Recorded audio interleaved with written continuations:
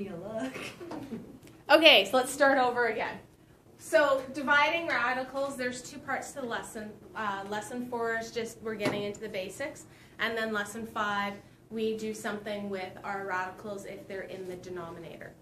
So if you look at previous work, what we discovered is if I have the square root of a over b all underneath the radical sign, I can split it up and I can have the square root of a divided by the square root of b.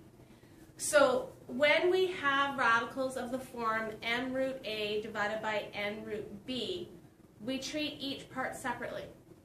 Treat the coefficients separate from the radicals. Divide the coefficients like you would normally do, or reduce the coefficients. So if it's something like 10 over 8, I can't divide that because I end up with a decimal, but I could reduce it to 5/4.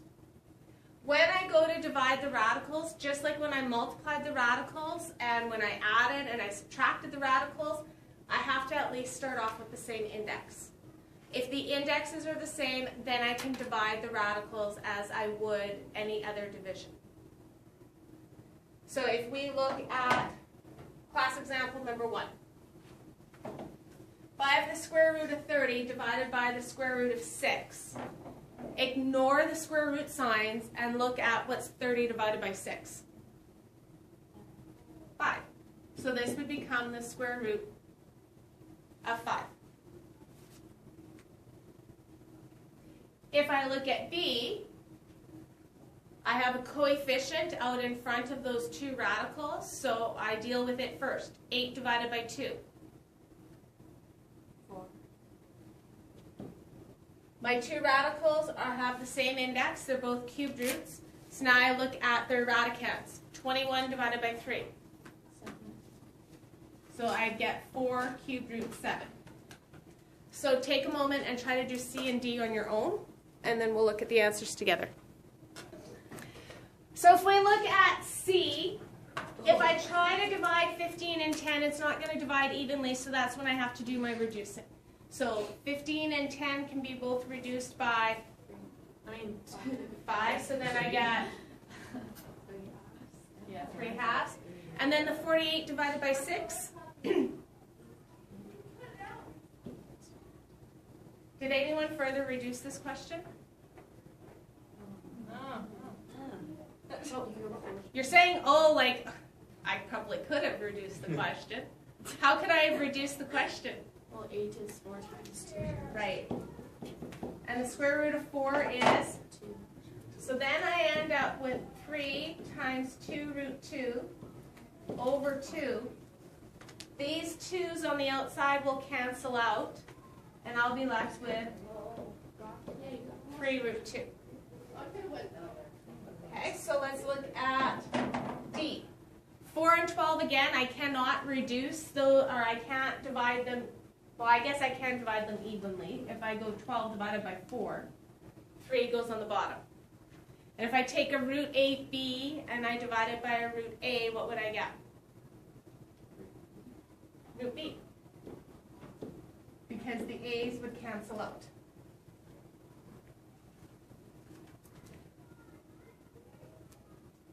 In some cases, converting a radical into simplest mixed radical form before dividing can make your calculations easier. For example, if I look at A, can I divide 54 by 8?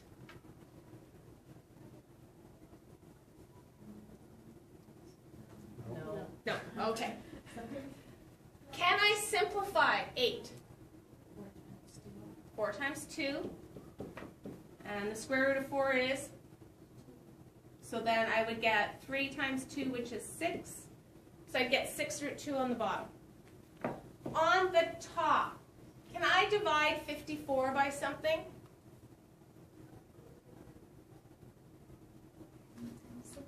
9 times 6. Square root of 9 is? 3 times 4 is? So I get 12 root 3. Or sorry, not 12 root 3, 12 root 6. So 12 root 6 divided by 6 root 2. What's 12 divided by 6? 2. And root 6 divided by root 2?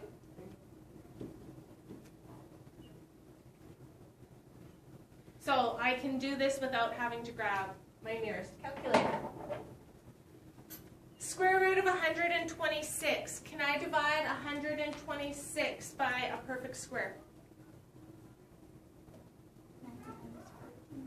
9 times 14.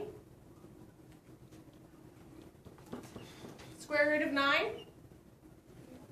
times 8. So I get 24 root 14. And can I divide 112 by a perfect square?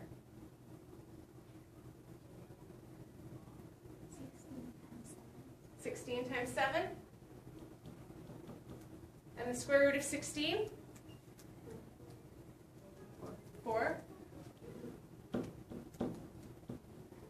So now that it's simplified, does it become easier to divide? 24 divided by 4? And root 14 divided by root 7? Root 2.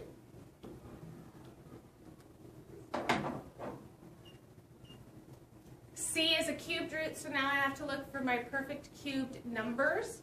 So what can I divide 162 by?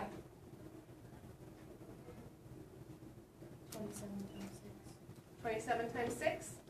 And the cubed root of 27 is 3. So then I get 30 cubed root 3. And 128 I can divide by what?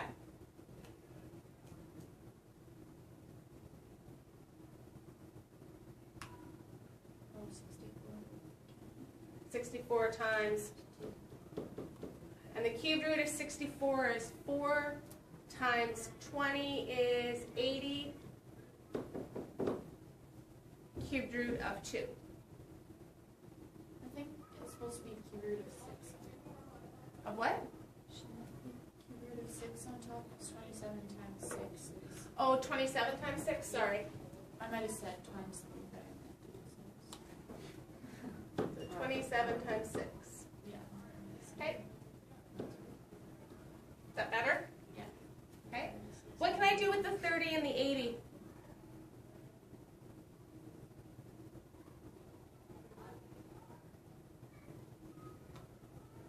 Can we divide by 10? Okay.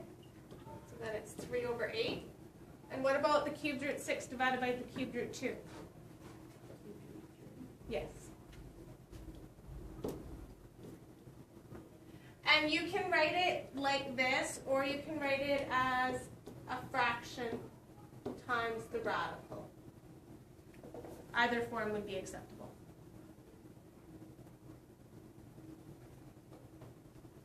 If I have an expression on the top, such as in class example number 3, what it means is I can split it up. Square root of 24 divided by the square root of 6 plus the square root of 48 divided by the square root of 6 minus 108 divided by the square root of 6. And then I can look at each of those separately. So 24 divided by 6, 4. The square root of 4. 48 divided by 6, 8. So I get the square plus the square root of 8. And 108 divided by 6. Is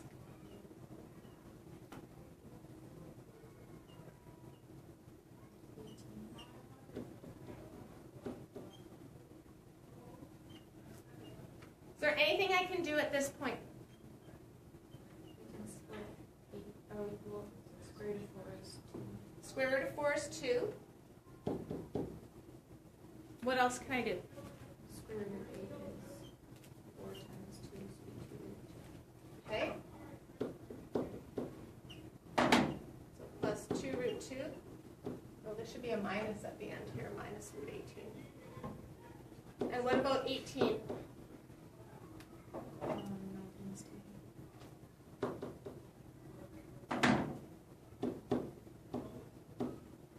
And what can I do with the 2 root 2 and the negative 3, or sorry, the 2 root 6? No, it should be, I'm having trouble writing today. Let's try try that again. 2 root 2 minus 3 root 2. So 2 root 2 minus 3 root 2 would be minus root 2. So my final answer would be 2 minus root 2. So I'm going to give you some questions to practice on, and then we'll go into the other set of class examples. So question number 1, A, C, E, and G. 2, B and E. 3, B and C. And 4, A, B, and F.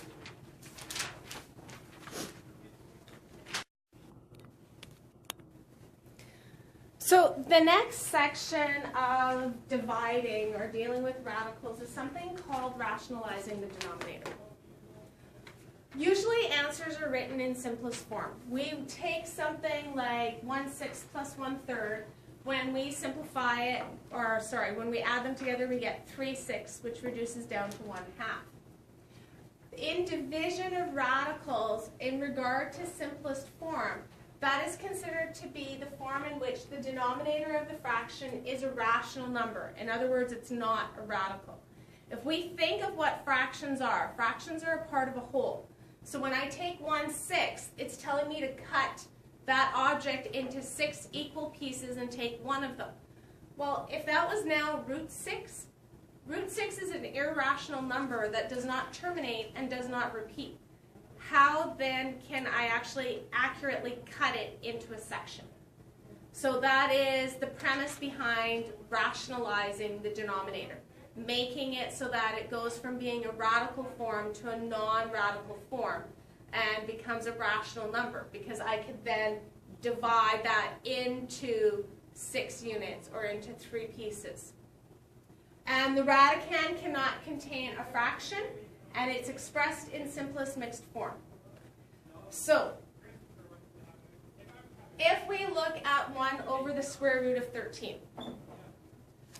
The other day we were looking at some of our radicals, and if I want to get rid of the square root sign, I do inverse operations. Just like if I was adding by 4, and I wanted to cancel the adding by 4, what would I do? Subtract 4. If I was multiplying by 4, I would divide by 4. So if I'm square rooting 4, what gets rid of the square rooting? Squaring.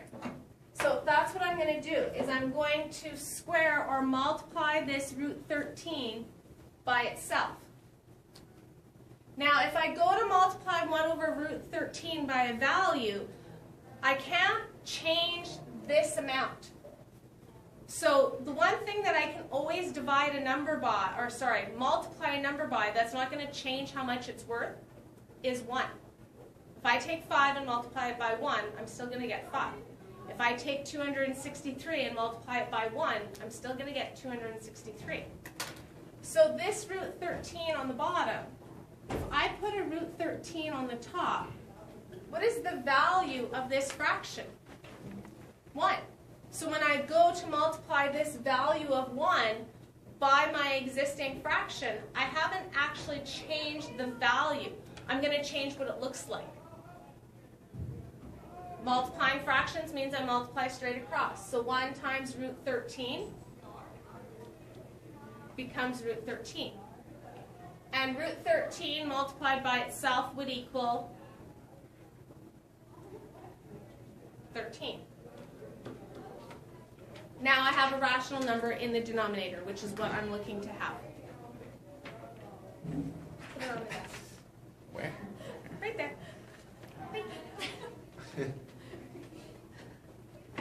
So if I look at B, I have root 5 over root 2. I want to change this from being a root 2 to just 2. So I multiply it by itself. But I can't change the value of the fraction, so I have to multiply the top by root 2 as well. So don't think of I have to square the bottom. Multiply the bottom by itself so that you remember to multiply the top by whatever that bottom one is. I have to multiply by a value of 1 to not change the original value of the expression. So root 5 times root 2. And root 2 times root 2.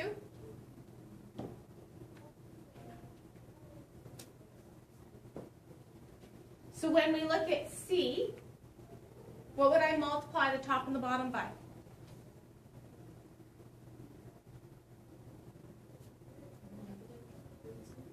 Do I need the negative? Not actually sure? Yeah. Well, if I multiply the bottom by negative root 6, I need to make sure I'm multiplying the top by negative root 6. So what is root 2 times negative root 6?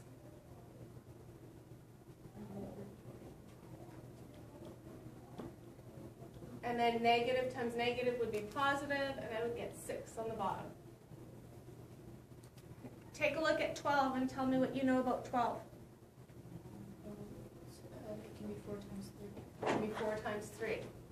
That's going to be the biggest habit to get into, is looking at that radicand and checking to see if I can divide it by that perfect square factor. Square root of 4 is, so I get negative 2 root 3 over 6. What can I do with the 2 and the 6? Divide by 2. So I'll get a negative 1, or a negative, and then a 3.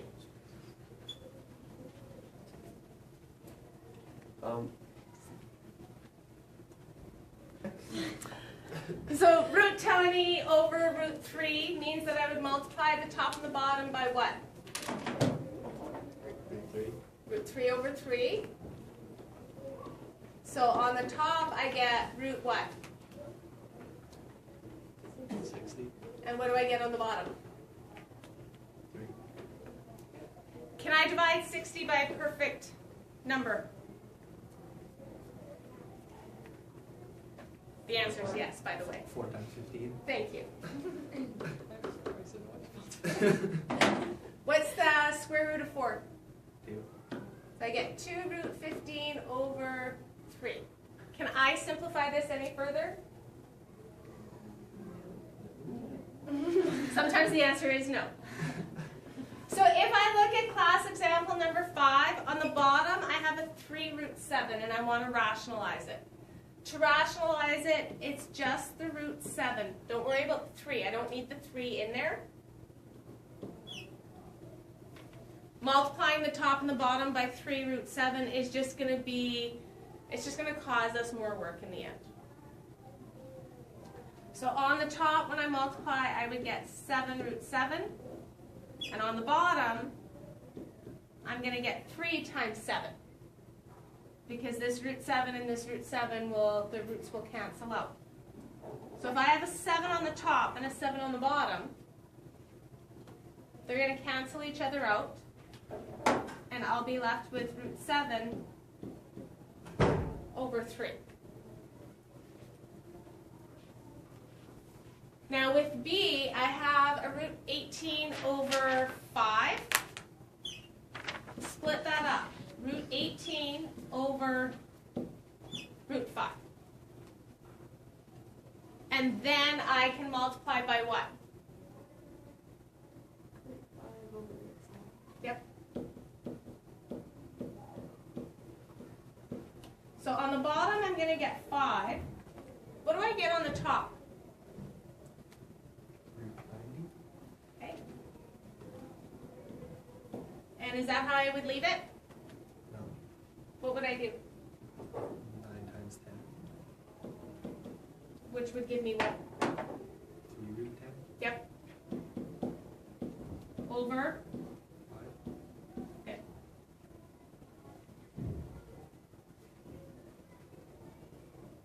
What would you do with C? Simplify first. And how would you simplify it, Jessica? 12 can be divided by 4, so you'd have 6 root 3, and then 72 is 36 times 2, so you'd end up with 6 root 2 on the bottom. Okay. Because 12 is times 3, and this is 36 times 2. So what will happen with my root 6's? Cancel each other. Going to cancel each other out. So now I have root 3 over root 2. To rationalize, I multiply the top and the bottom by root 2. And what would my final answer equal?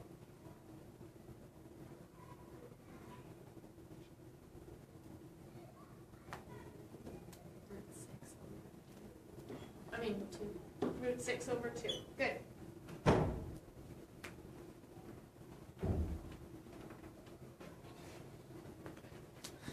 So the final one, class example number 6, says to simplify the radical expression in 2 different ways. The first way says rationalize the denominator first. So if I rationalize the denominator first, actually before we do that, first, what else could I do to start off with?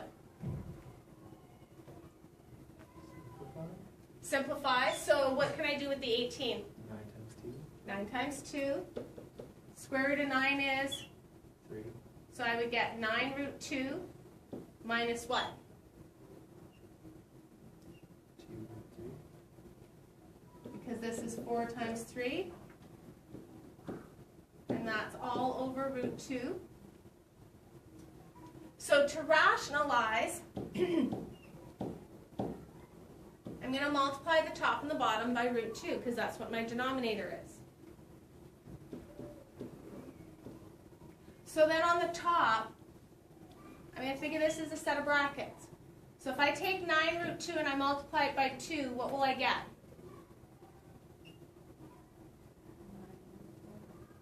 9 root 4.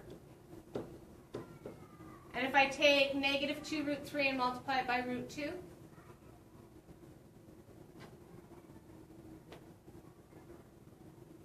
what will I get? Maybe 2 root 6.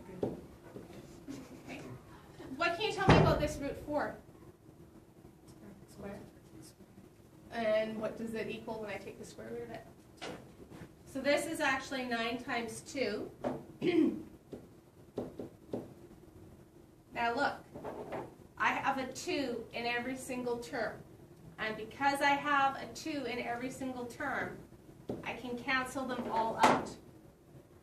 So my final answer becomes 9 minus root 6. The other way that I could do this is I could divide the numerator and the denominator by root 2. I could split this up like that. And I get 18 divided by 2, 9. And 12 divided by 2, 6. what can you tell me about the square root of 9? It's 3. It equals 3. And what can you tell me about 3 times 3? It's 9. I get the same answer. So there's more than one approach to these questions. In some cases, you could actually do the division without having to rationalize the denominator. Okay, question number 5. A, D, G, and J. 6, B, and D. 7, A, and B. 10, 12, 13, and 14.